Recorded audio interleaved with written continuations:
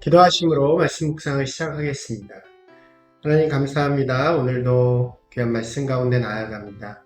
주님의 말씀이 우리의 길이 되게 하시고 우리가 말씀대로 우리의 삶을 잘 세워가고 이끌어가는 저희들 되게 하여 주시옵소서. 예수님 이름으로 기도드리옵나이다. 아멘. 네, 안녕하세요. 오늘 말씀은 지난 시간에 이어서 마태복음 27장의 후반부의 말씀을 함께 나누겠습니다. 빌라도에 의해서 예수님께서는 십자가의 처형이 이제 결정되시죠. 이제 그 과정, 십자가에서 죽으시는 과정이 묘사가 되는데, 마태복음에서는 주로 그 과정 속에서 예수님의 어떻게 해서 모욕을 당하시는가, 이것에 좀 초점이 맞춰지게 됩니다. 이게 굉장히 잔인하기도 하고, 또 잔혹하기도 한 그런 모습들이 나오는 거죠. 총독의 병사들은 예수님을 데리고 가서 조롱을 시작합니다. 여기서 홍포, 그러니까 주황색 옷을 입히고 면류관을 씌우는 것은 유대인의 왕이라고 말씀하셨던 예수님에 대한 조롱이라고 할 수 있겠죠. 이 왕의 상징인 옷을 입히고 또 면류관에 가시면류관을 씌우고 예수님을 끌고 다니면서 또 때리면서 유대인의 왕을 조롱하는 그들의 모습들이 잘 보여지게 됩니다. 그렇게 희롱하면서 예수님은 골고다 언덕으로 십자가를 끌고 올라가시게 되는 거죠. 그 골고다라는 곳은 당시에 주로 이제 범죄한 사람들이 사형을 당하거나 이제 집행되어지는 그런 장소였다고 합니다. 굉장히 죽음의 장소이고 그 골고다라는 뜻도 해골, 이 죽음을 상징하는 그런 곳이라고 할 수 있겠죠. 예수님께서 죽으시는 십자가에는 굉장히 고통스러운 처형이었기 때문에 이제 그곳에서 마취제와 같은 역할을 하는 쓸개를 이렇게 포도주에 담은 것을 예수님께 드리지만 예수님께서는 그것을 거부하시고 십자가에 달리시게 됩니다. 그 달린 예수님을 보면서도 조롱이 계속 되어져요.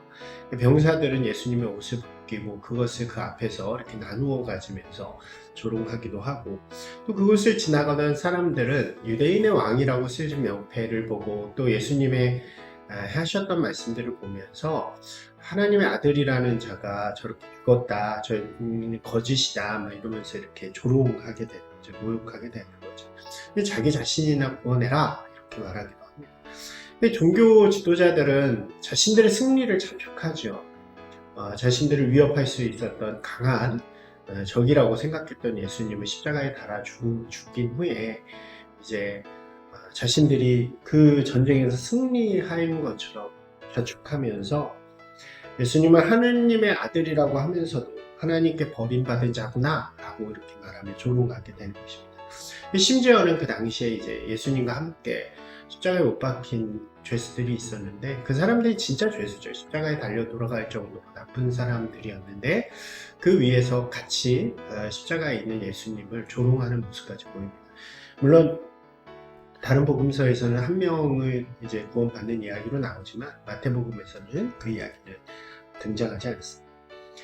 그렇게 고통받고 모욕받고 조롱받는 시간들이 좀 지나면서 이제 오후 3시가 되었을 때 고통이 참 극에 달하셨던 것 같아요.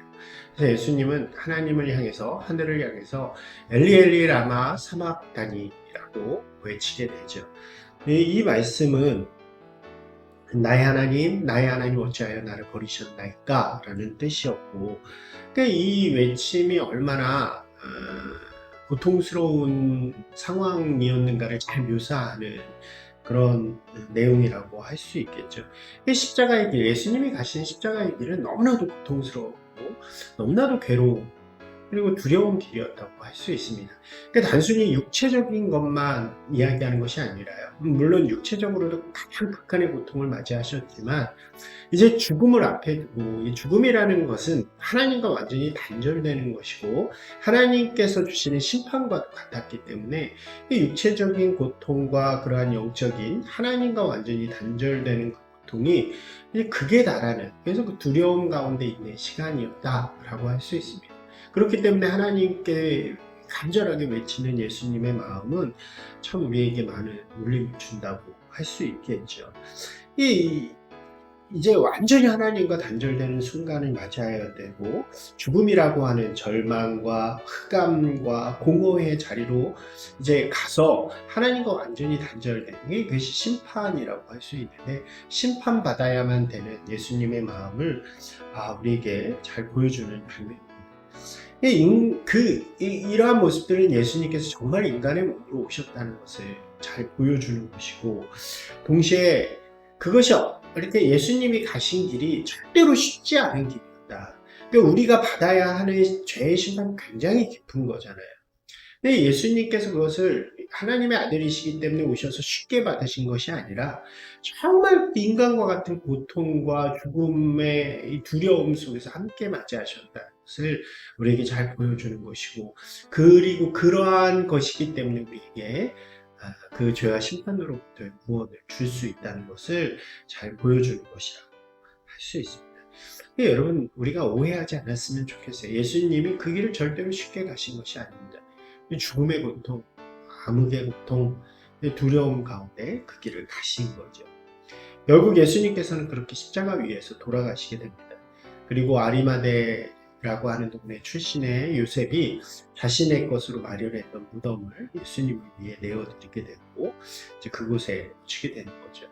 성경의 이야기를 보면 이때 많은 이렇게 휘장이 찢어지고 지진이 나고 이런 일이 있어서 두려움을 가졌던 것 같아요. 그래서 이 종교 지도자들은 예수님이 이전에 하셨던 다시 부활하실 것이다, 3일 안에 부활하실 것이라는 그 말을 기억하고 이렇게 총독에게 그 무덤을 꼭 그 돌로 닫아놓고 지켜달라는 요청을 하게 되는 거죠.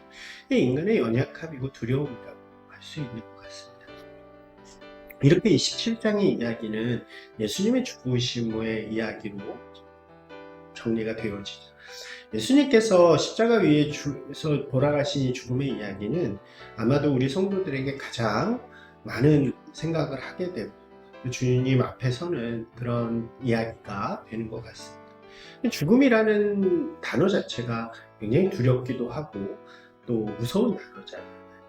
그리고 성경은 그 죽음이 죄로 말미암아 우리에게 주어진 심판이라고 분명하게 이야기합니다. 단순히 육체적인 죽음을 이야기하는 것이 아니라 영원한 죽음, 이제 하나님과 단절되어지는 것, 더 이상 하나님을 만날 수 없고 하나님의 주시는 저주의 자리로 들어가는 것이 바로 죽음이라는 심판일 것입니다.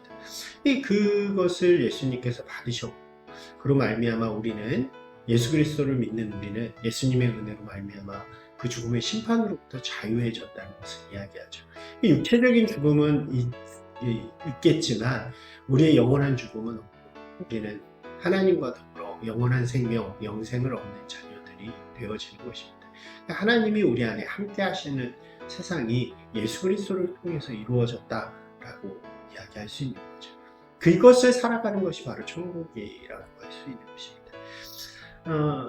우리가 이 말씀 속에서요, 정말로 주님이 우리를 위해 주신 그 은혜가 얼마나 크고 놀라운 것인가, 그것을 좀 고백하고 또 감사하면서 우리의 자유 주심, 우리의 구원 주심을 주님 앞에 고백하고 또 그것을 기쁨으로 오늘을 살아가는, 더 이상 죽음의 시대를 살아가는 것이 아니라, 죽음을 두려워하면서 죽음의 세상을 살아가는 것이 아니라 우리에게 주신 구원의 세상, 하나님의 나라를 살아갈 수 있는 저와 여러분이 되시기를 주님의 이름으로 축원합니다.